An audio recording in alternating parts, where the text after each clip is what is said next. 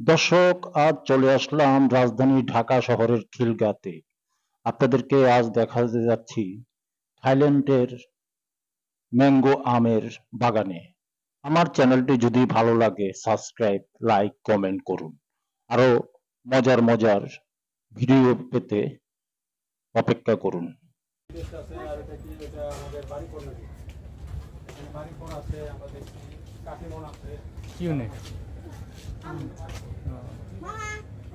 বানানা mango দূর থেকে দেখলে মনে হবে থোকায় থোকায় কলা ঝুলছে। আসলে এগুলি কলা নয়, আম। গাছেই আমে ঝুলছে। তবে এটি কোনো সাধারণ আম নয়। নতুন জাতের এই আম দেখতে অবিকল সাগর কলার মতো।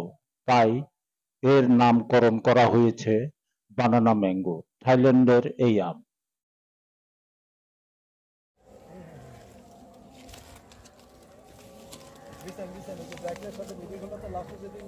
রাজধানী ঢাকা শহরের খিলগাঁও ত্রিমোহনী গৌরনগরে স্বাতী নার্সারি গেলে দেখতে পাবেন সাধারণ জাতের এই আম।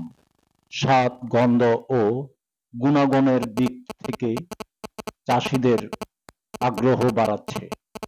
প্রতিদিন এই আম দেখতে ও চারা সংগ্রহ করতে মানুষ স্বাতী নার্সারিতে আসেন।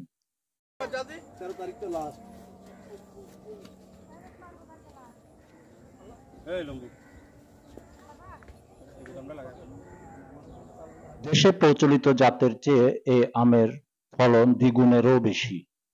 কলার মতো দেখতে এ আম, পাকলে দেশি পাকা সাগর কলার মতো রং ও চেহারা ধারণ করে, হালকা টক মিশ্র মিষ্টি। এই আমের বৈশিষ্ট্য হলো এর আটি খুব ছোট ও কোষা পাতলা। এই আম পাকলে প্রায় ১ মাস ঘরে রাখা যায়। এখন আমের রং আসতে শুরু করেছে। তবে প্রচলিত জাতের আমের চেয়ে ফলন দ্বিগুণ হওয়ায় এর বাণিজ্যিক গুরুত্ব সবচেয়ে বেশি।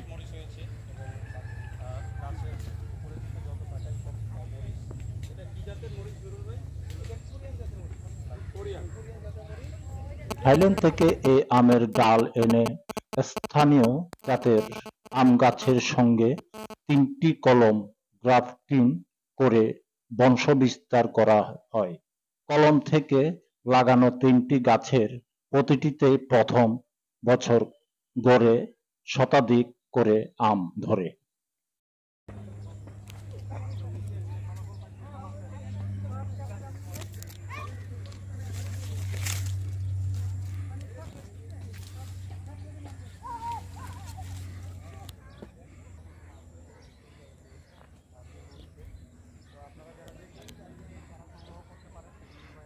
যারা দেখলেন তাদের সবাইকে ধন্যবাদ জানিয়ে এই যে দেখেন আপনার অনেক মানুষজন আসছেন তার বাগানে দেখার জন্য বিভিন্ন দিক থেকে।